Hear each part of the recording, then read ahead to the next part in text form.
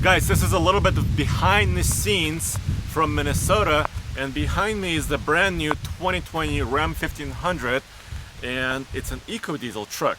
This is the third generation of the engine. It's a brand new engine, and I just learned everything about it, and I wanted to show it to you first.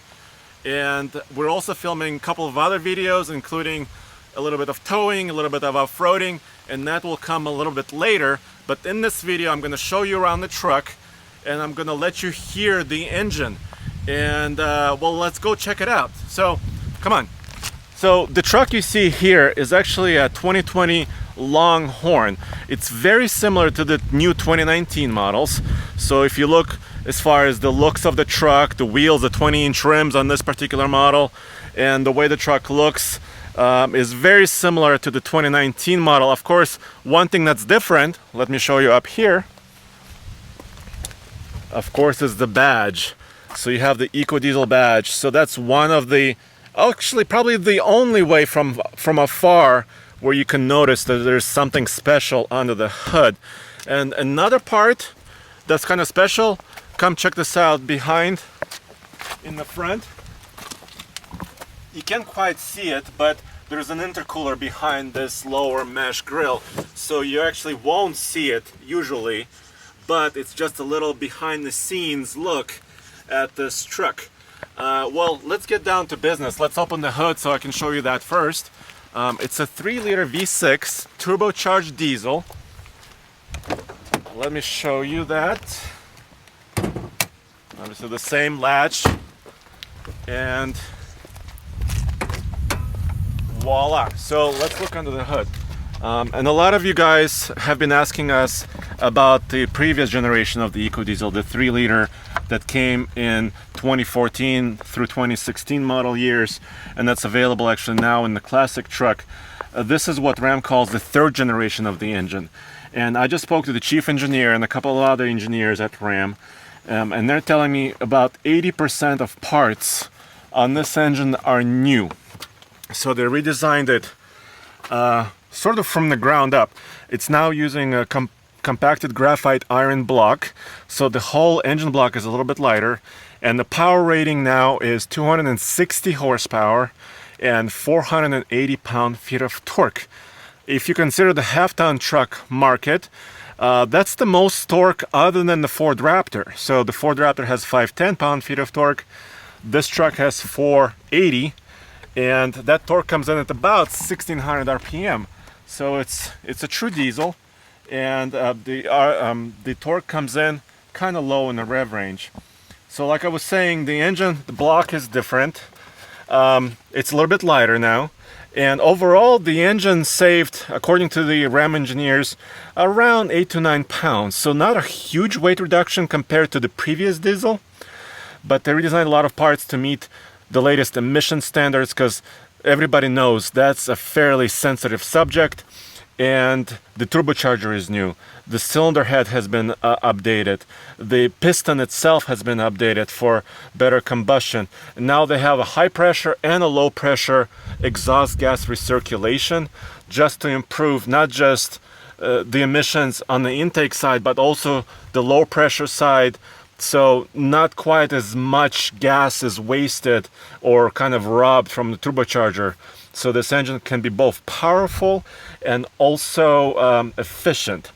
By the way, the EPA ratings are not available yet. You're probably wondering, yes, that's all great, but what's the MPG on this engine? That information is not available yet. I asked several times, and they basically said, well, it's coming later when this truck is going to be available around fourth quarter of this year, 2019. So if you're thinking about like fall of this year, October, November, December, that's when this truck is going to be available, the 2020 Ram 1500 with this engine. Behind the engine is the 8-speed automatic transmission.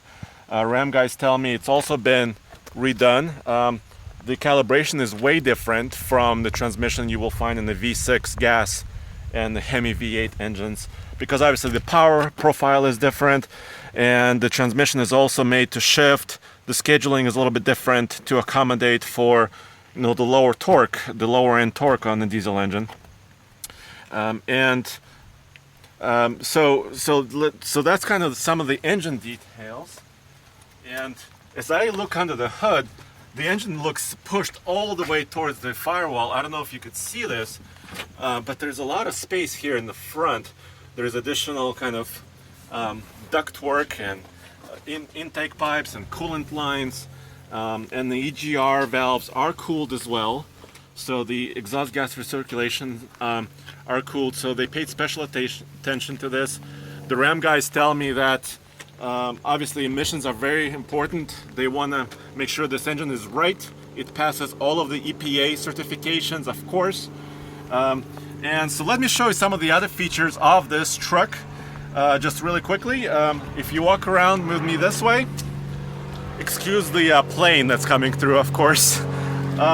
So this is a Longhorn, which means, of course, it's got a nice interior with all the greatest leather. Of course, the wood panel with the Longhorn badged, basically burned into the wood. And of course, the 12-inch infotainment screen in here. So that's stuff that's basically carrying over from the 2019 truck. You can see the nice leather here as well. Power steps on this particular truck. And then it has a couple of cool options back here as well. So first of all, Ram box is here. We haven't been able to show you this much because, well, the Ram Rebel that we own at TFL Truck doesn't have this feature. But now more and more trucks that Ram has now have this available. It's an option. Obviously you don't have to have it, but it's been slightly redesigned from the previous gen. It's a little bit bigger. It's also lockable, of course. Now let's carry on into the bed. This also has Ram's brand new tailgate design. You can see this line right here. Can open like a conventional tailgate, but also can open in a barn door style. And we got some questions from you guys saying, well, can I just retrofit this feature on my 2019 truck, on maybe a previous gen 2018 or the classic Ram trucks? The answer is not easily, because this tailgate system is actually part of the bed structure, because it has to hold a lot of weight. Look at this. If I can actually lean on it, it can hold a lot of weight. So the structure is actually built into the bed, so you cannot just graft this tailgate onto any bed. You would really have to change the entire bed. So, and I don't see people doing that unless you really love this feature and you don't have it on your older truck. But it's an option. You could check the box and get this tailgate, which offers you slightly closer access to the bed. Of course, this is a bed divider here that's currently locked. And you've seen this before on their light duty and heavy duty trucks as well. This is kind of a useful feature if you put your suitcases in here. They're not going to roll around on your way to the airport, for example. So that's kind of the bed feature. Finally, in the back here, before I start the engine, dual exhaust pipes. So the diesel will also have dual exhausts. So from the back, you may not be able to know, is this a Hemi? Is this a diesel truck? Until you actually hear it. Obviously the 2-inch hitch receiver here. And the tow rating on this 2020 Ecodiesel is actually class leading for diesel half-ton trucks. 12,560 pounds. Not for this configuration. That's for more for a base 2-wheel drive truck, obviously. This is mostly a loaded Longhorn crew cab 4x4 truck. But 12,560 pounds is class leading. The Ford F-150 with a 3-liter Power Stroke V6 is rated at around 11,500 pounds.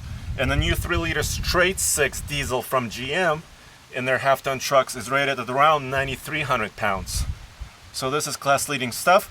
I also asked them about payload. They say payload on the diesel ranges from 1,740 pounds to 2,040. And actually that 2,040 number is basically almost identical to the F-150 diesel payload capability. So they're right there with Ford as far as payload is concerned. and also as far as well, more towing. So class leading torque, basically class leading towing, and the payload that matches the competition or the best of the competition. So I'm not going to be able to tell you how it drives because that information, to be fair to other journalists, will come actually next week on Monday, but you can actually hear the engine. So I'm going to go start it and go back to tfltruck.com for more news, views, and real-world truck reviews. And you can listen to the engine. I'll rev it a couple times. And thank you guys.